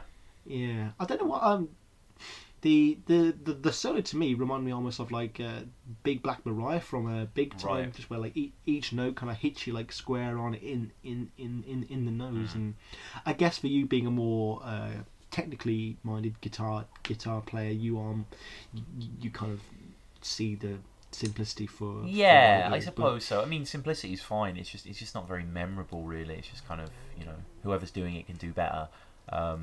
Similar to the Ramones, Sam, which I think we both agree are a horribly overrated band. Punk as a genre, my friend, is a very no, that's a little far, but yeah. No, it's not actually. Punk's shit. Punk's terrible. I hate punk music. Anything after the Sex Pistols, right, is just rubbish, really. I was reading the Metro on the bus today. For anyone who doesn't know, the as Metro if to further how uninformed you seem. The Metro is basically a paper in the UK that comes for free on every bus and train, which is great if you're some sort of Orwellian dictator. But they were showing like, it's the 2016 annual West Midlands Punk Festival, and they were dressed like punks from the 80s still, and it just angers me. This is different. Ramones are a different kind of punk, but I get what you're saying. I know it is, but it's just like this. For the return of Jackie and Judy, we should say, by the way, is the song. Yeah, so this is the return of Jackie and Judy. It's a cover from the Ramones' 5th album, and appeared on a Ramones tribute album called We're Happy Family. Unbelievably on that tribute album, 2003 tribute album, which this album song. Green Day, U2, Red Hot Chili Peppers, Metallica, Eddie Vedder. Like, what a fucking obviously we're missing a trick, because I know the Ramones are like beloved, but for me they're just like, I don't get it. One of the droniest singers I've ever heard. Boring guitar work. Lyrics are awful. I mean, Sam, I know you got a problem with the lyrics of this song, right? Well, just for I get onto that, like.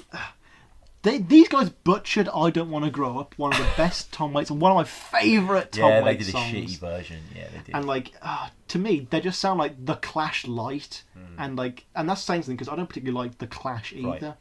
But the audacity, the sheer ballsiness to have the lyric, they came down to New York just to see the Ramones. Oh yeah, no one's gonna come down to New York and see the Ramones. Fuck.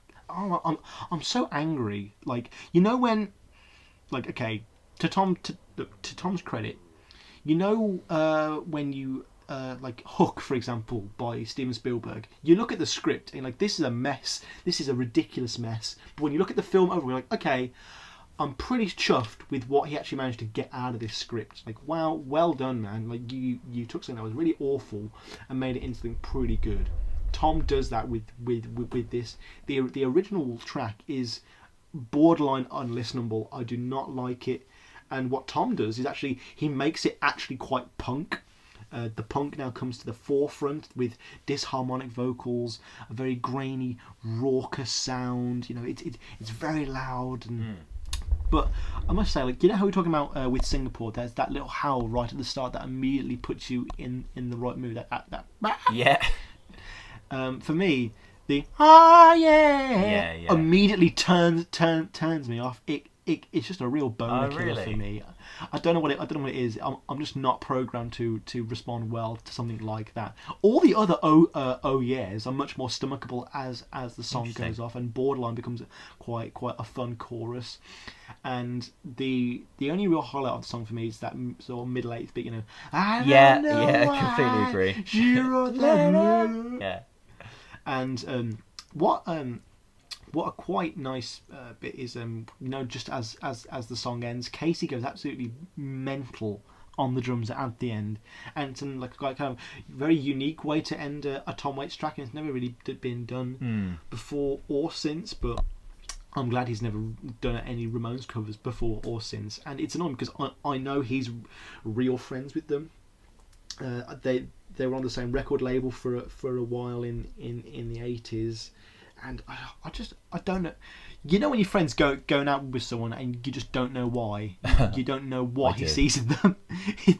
It's very much like that to me. But hey, at least Tom's having some fun. I can feed off that to some degree. But I will never seek out this song. I'd rather listen to "I Never Talk to Strangers." Wow. And that's saying something. The original, which I scurried to listen to straight away on Spotify, is terrible, awful. I mean, I thought the Ramones were raw. Like the original that I heard on their 5th album was so just vapid and chorusy and drenched. And I mean, yeah, sorry. I appreciate people are going to be listening, loving Ramones. If you think we're a twat for hating Ramones, TomWaitsPodcast@gmail.com, @TomWaitsPodcast, please get in contact with us. And I agree, yeah, the letter refrain is really interesting.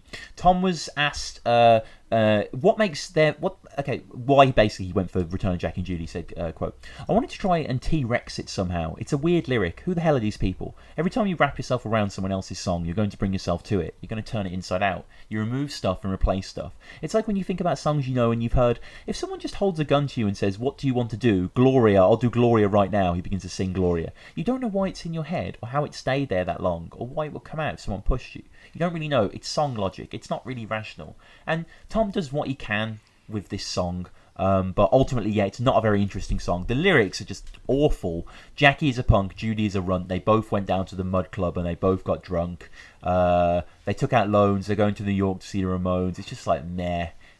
This song's not very good, in my opinion. And Tom does what he can again. Like I say, this picked up a Grammy nomination, by the way, this song. Not quite sure how, but there you go. I think everyone knows that the Grammys are bullshit. Let's walk away from this track and go to the next one. You've seen the film that Walk Away? I have weirdly, yeah. So a lot of Orphans are based on soundtracks that Tom's done, and this film, 1995's Dead Man Walking, I watched like 5 years ago. I don't know why. I just was on a sort of Sean Penn hype, and I saw that it was kind of like him, Death Row, and it had like a good review, and I was like, yeah, whatever. And I remember watching it, and it was really good. And spoilers, because I'm going to spoil the film for you. Basically, he is kind of a death row convict who, supposedly killed and raped this girl or whatever, and he's always protests his innocence. And Susan Sarandon's kind of like the conflicted nun who kind of like develops a relationship with him platonically. And then like at the end, he just admits that he actually did it, and then it's kind of like, oh, it's kind of like you just feel robbed. And I can't say I remember Walk Away. Apparently, it's not in the film. It's on the soundtrack, but it's not in the film. It's quite a sort of fun little doodle kind of jivey little number there. I don't know if it's got too much staying power, but there's some sass, carve my initials in an old dead tree. It's got this kind of left my Bible on the side of the road, kind of, wayward preacher kind of vibe to it. But there's not, again, similar to All the Time. It's like, I don't want to call them filler because they're kind of bonus tracks that I don't have warrant to. They're just soundtrack tracks. They're not up to the same scrutiny as Tom's like Island Out, Anti-whatever, Asylum output, any of his albums. But there are better soundtrack songs on this album, Sam, than Walk Away for me. This is a real shuffler. I'm just going to say that the sound I really do like. It kind of conveys that lighter side of country music that Waits rarely seems to portray. We've got some real twangy bass in this, and it's great to have the old upright bass back with that much gravelier Tom Waits voice. We've got some nice sort of Alice-y resonant woodwind in the background of this one, to give it a bit of throat. And despite the fact that you might think that the chorus is "Walk Away," the chorus is actually is "No More Rain," and it's again proves again.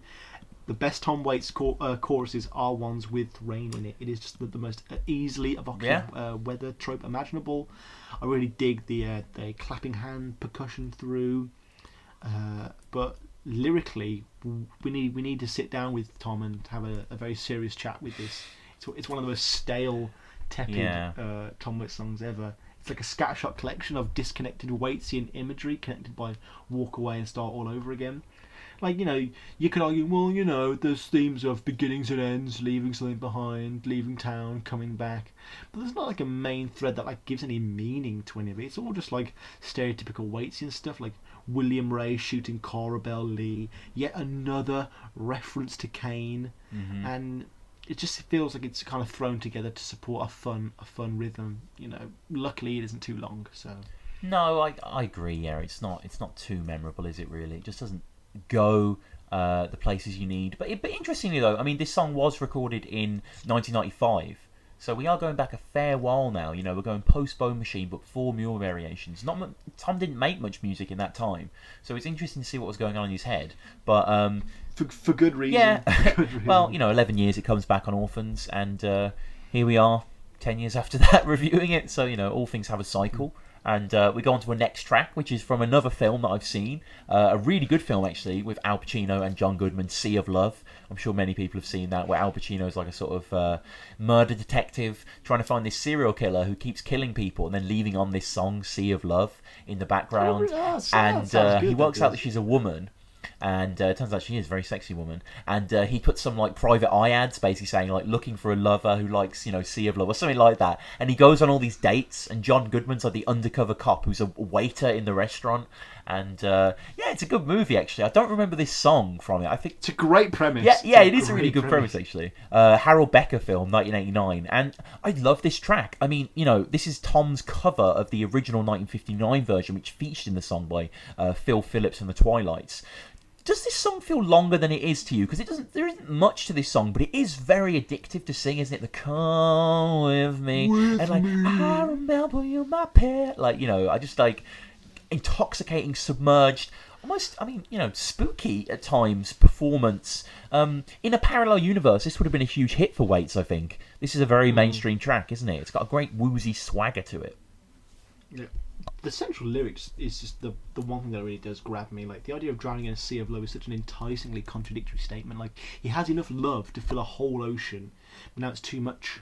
Like, the sea for Waits, as you may have seen in one of our articles a while back, Waits, where we sort of catalogued all of Waits' references to the sea. He talks about how the sea is kind of uncontrollable, and now he's so deep in this love, the waves have become a bit more choppy and a bit uncontrollable, and now he's overwhelmed by it.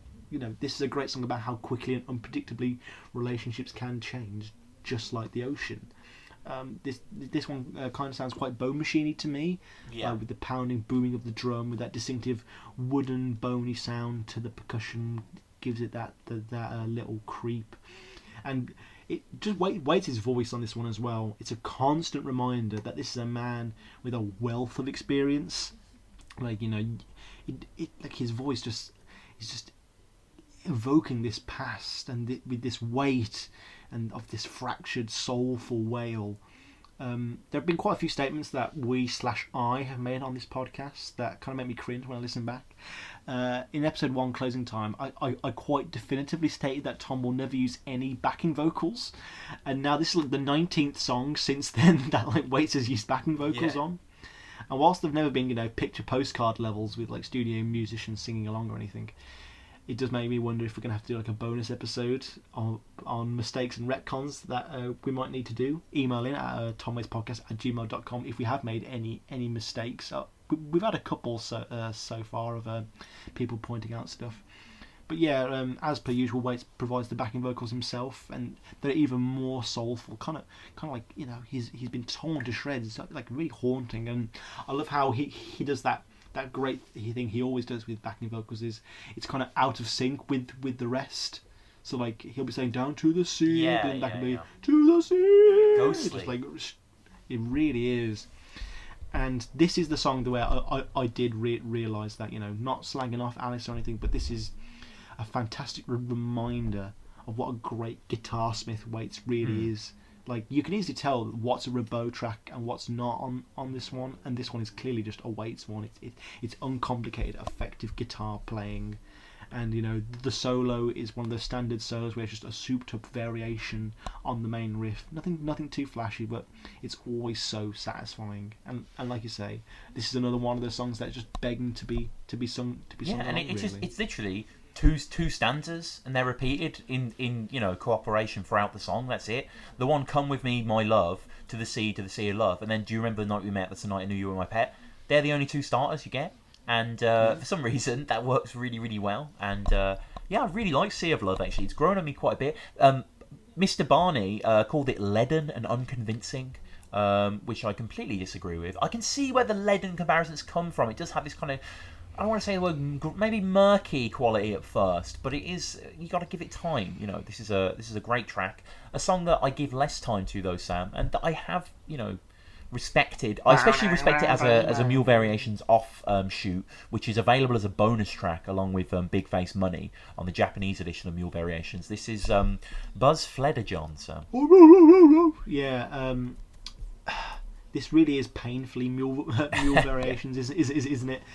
To me, okay, it's a little bit too long, Buzz Flederjohn, but it's got a very tangible atmosphere. Like, it has that great middle of nowhere tension to it. It's a little lawless, everyone's a little bit crazy, and it's got that perfect 90s Waitsian mood setting. There's murders in the papers, and the sky's full of crows. The imagery is still top notch from Waits here. Like, instantly who Buzz is, what he looks like, and the world he inhabits. And the fact that, again, this is the second song on this album that is seen through the eyes of a child means that everything is instantly a bit more fantastical, and you don't know what's imagination, what's exaggerated hearsay from adults, and what is real. And it appeals to the curious child in all of us, quite similarly to Don't Go Into That Barn. We are told that we cannot go in Buzz Flederjohn's yard, and that's all we want. And the name itself, Buzz Flederjohn, is one of my favourite Waits character names ever as well. I think it's so fantastic. But the reason it probably wasn't included on Mule is a simple reason, really. It's just about eccentric neighbours again, and it's just a guitar version of What's He Building in there, essentially. And thematically, that's why it's probably a little bit redundant, really. And it's a shame, because I do kind of like that sort of muddy water guitar track to it, and it's got that great tension to it. And I wouldn't say it's won me over in a few listens, but I can definitely see what he was going for. Yeah. But I can also see why he chose What's He Building in there over this, definitely. When he was talking in 1999, actually, he was talking to Conservatory ATN, Addicted to Noise. And he said, this is actually the first track we recorded outside, so this is actually even before Chocolate Jesus. And you can hear the dog barking, and it comes in very much like the cockerel on that song. We was just discussing literally 30 seconds before the podcast started that the fact that both the dog and the cockerel are both so perfect might mean that this could all just be some Waitsian tall tale. But he said, we had another song and we recorded it outside. If it's right for it, then it works. If not, then it doesn't. Right away if it's not working. Most blues people like a bit of texture on their record, and it's the grit there that through the time and the limitations of that particular time that become a part of the charm of the record. I'm no different. I like 78s for a reason. I like something that sounds like it's trying to reach me from far away. I feel more connected to them. I feel more involved. I'm not trying to dial it up on a shortwave. I'm trying to help get it clearer. It's just what I like, but it's not for everybody. And I don't think Buzz Flederjohn is for everybody. I know you're not a massive fan. I like the blissed out feeling. There's a sense of like moonshine and backwards, and certain lawlessness, winter's bone, that I like about the world. Sonically and lyrically, we find ourselves again in Mule territory, as you say, the lower side of the road, as it was. But it just doesn't stick with me. I don't think there's much melody there. There's a dog bark that I like. There's a kind of wow, the twang to it. But for me, it just doesn't there's no memorable, and kind of the back end of Brawlers as we are now, this isn't something that Tom's putting at the forefront. This is something that probably maybe didn't even need to be on Orphans, because it was a bonus track on Mule, and many of these songs had never been released before or had been on kind of, obscure soundtracks. So putting on the... We got it on Spotify now, Tom. That's true. We don't need it. But no, I always find myself getting to this track, and I've got to be honest, skipping to it because I love the next track so much, Again, in my new job, it was absolutely chucking it down, and proper hammers and nails stuff. And I was tired of singing in the rain, because I could never remember all the lyrics to that Gene Kelly classic. And I suddenly remembered that I know all the words to this one, and like Rain's on Me has this defiant like "fuck you, rain," and it brought me this joy that was incalculable. Rain's on Me it's such a perfectly triumphant and uplifting way to end such an aggressive rock and roll album, isn't it? You got that fuzzy, savoury vibration of the guitar that just introduces you to this track with open arms, and then like a starting pistol we have that crash of drums, and then we have Waits' possibly best upbeat melancholic voice ever. This is how the world... I absolutely love it. I still don't know to this day what 40 monkeys drowning in the boiling sea means, but it probably doesn't matter. Another sing-alongable Orphans chorus isn't it rises you up everywhere I go, and you just keep building every time you sing that. Oh man, wonderful. It's a great drinking song, even though Waits has been dry as a bone for over 20 years at this point. That's actually my favourite line, is basically when he's saying I got drunk and I stayed all day. There's a sense of regret in the way he sings that's wonderful. Obviously this was originally on Chucky Weiss's album Extremely Cool from 1999, which the original version, by the way, is not very good. It's a similar song, it's shorter, it's the same lyrics, same melody kind of thing, although Chucky's only detectable on backing vocals. Tom sings the lead. The instrumentation's lighter and looser, it's stringier, it's got less of the kind of like distorted arpeggio clomp of this Orphans version, which basically this version is from 2000 on an album called Free the West Memphis Free, and that's where Rains on Me comes from. But yeah, this is almost reminds me a little bit of Old 55 actually, in the sense that the chorus just keeps on rising and building, and it has this nice collapse to it as well, this final kind of boom, this kind of thud to it. Very addictive, a very kind of colloquial, universal song. Everyone can get along with kind of the sense of the pratfalls falling in the sky. It mentions a lot of his friends as well, so obviously it was written for Chucky Weiss. It mentions Robert Sheenan and Paul Bodie as well, who were some of his old drinking partners and people that he knew in the Troubadour in the 70s. So obviously he and Weiss kind of knew these people, so it was great to kind of hark back to that. But yeah, I mean, it's a simple song, it's a good song. I'm really happy it made it to the Orphans collection. It's a great number, is it not? Yeah, like again, all the best Tom Waits songs have rain in them, and I honestly don't know why this wasn't on another album. Like, this is a great song. Yeah. This is an absolutely fantastic song. But yeah, we've actually come to the end now. That was Orphans. Well, Orphans Part 1, I should say, for the front end of the trilogy. Yeah, we are going to stretch this out for all it's worth. And yeah, to conclude, Sam, your favourite and least favourite songs off the first disc of Orphans. Least favourite, we'll start with. Let's do least favourite. The return of Jackie and Judy, hands down. I don't need to explain that anymore. And my favourite, I don't need to explain anymore either, because it had been my favourite long before the seeds of this podcast were ever sown. Yeah. Sea of Love was a strong choice. Wow. Rains on Me was going to be a strong choice, but as was Lord I've Been Changed as well. But it's going to have to be the road to Peace. I'm going to play it safe. No, but I love it. That's good. Yeah, and least favourite, I'll probably go with probably Buzz Fled John, and most favourite is Fish in the Jailhouse. I absolutely adore the track. But we'll wrap up as we always do, Sam, with Real Gone, a little film segment here. And today we're talking about Domino, right? I know you.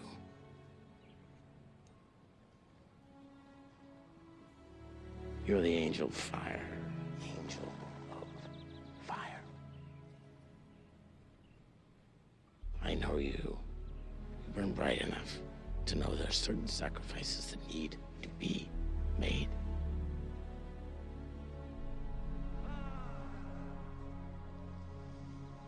You see, if you don't give back the money, you all will die.